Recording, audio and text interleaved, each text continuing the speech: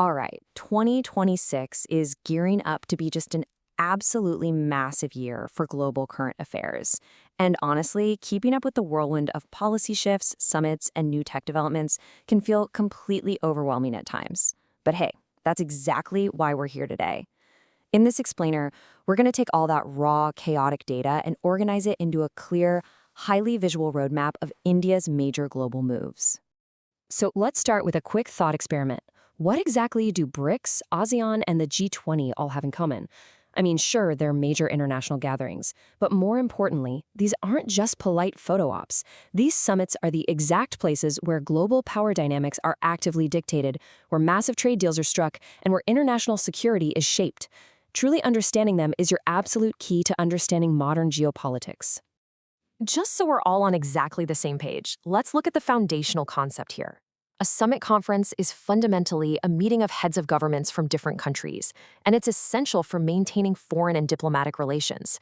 It's not just about memorizing where a meeting happened, it's about understanding the why behind it and how it actually moves the needle on the global stage.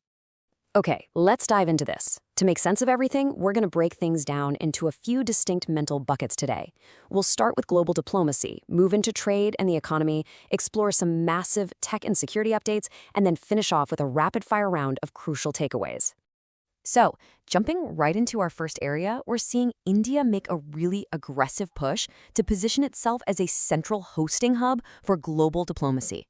And you can see that momentum just by looking at May 2026. It is totally jam-packed. We kick off on May 7th with the inaugural IBCA summit right in New Delhi. Then, literally the very next day, May 8th, you've got the BRICS agriculture meeting and an international ophthalmology conference. May 9th brings the ISO meetings and the Sahar Se Samriddhi conference, all building up to the third India-Nordic summit on May 27th, which focuses really heavily on green tech partnerships. The speed of these events is just incredible. Now, you might want to actually pause the explainer here for a second to jot this down, because the geographical spread of these events is super important to remember. The BRICS Agriculture Ministers meeting is centrally located in Indore. The Ophthalmology Research Conference is in New Delhi. But then, the first Regional Cooperative Reform Conference, under that Sahar Se Samriddhi vision, is way out east in Aizawl.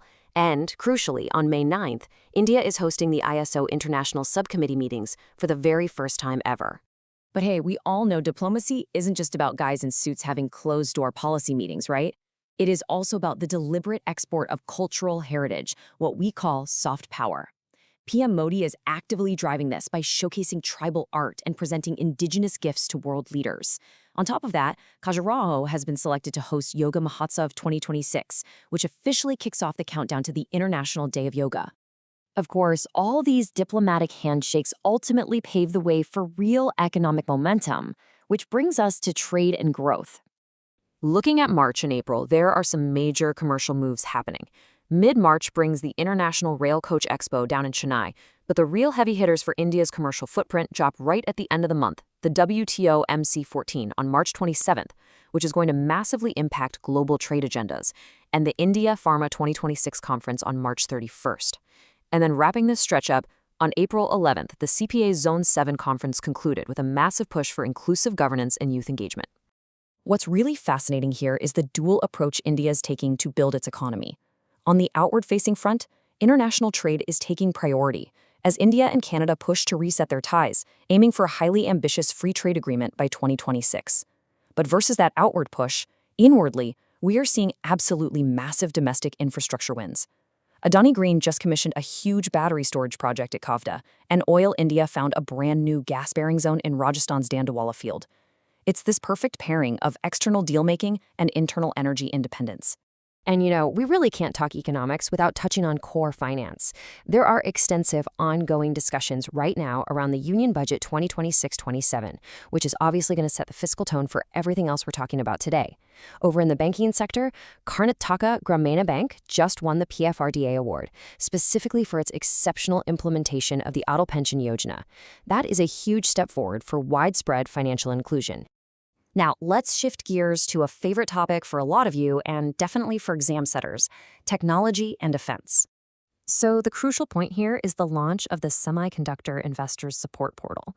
Now, you might be wondering, why is a portal such a big deal? Well, because microchips literally run everything, from your smartphone to advanced weaponry. By launching this, India is taking a massive, aggressive leap to boost domestic chip manufacturing. They are working to secure their own technological independence and shield themselves from future global supply chain shocks. And that drive for tech independence connects directly to AI and national security. The Indian Army is not holding back here. They've just launched 2 new platforms, Kautilya and Q-Force, both specifically designed to strengthen AI-driven warfare capabilities. But it's a careful balancing act, right? Because at the exact same time they're leveraging AI for military strength, the government has had to intensify cybersecurity checks due to rising concerns over the risks posed by these very same advanced AI systems. It's this fascinating push and pull between offensive capability and defensive security. But it's not all just applied military tech. India is also making some serious waves in fundamental space science. For instance, an Indian scientist recently led the discovery of the ancient Loktak protocluster. It's a fantastic reminder that India's scientific footprint extends far beyond domestic infrastructure, reaching right out into the fundamental discoveries of the cosmos. All right, before we wrap up this explainer, let's hit a rapid-fire round to clear out some of the remaining miscellaneous must-know facts. Got 3 quick ones for you from totally different categories, so commit these to memory. First up in sports, Vaibhav Suryavanshi has smashed a record 65 sixes in IPL 2026, officially surpassing the legendary Chris Gale. No small feat.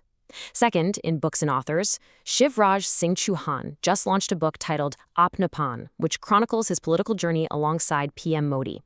And third, under important days, the specific dates and cultural significance for Eid-ul-Adha, or Bakrid, have been officially confirmed for the 2026 calendar. So as we wrap up this explainer, I really want to leave you with a question to chew on. From forging those green tech partnerships at the Nordic Summit, to advancing AI warfare capabilities like Q-Force, to dominating the hosting of huge global summits like BRICS and the ISO, how will all these totally disparate 2026 milestones synthesize to reshape India's geopolitical destiny?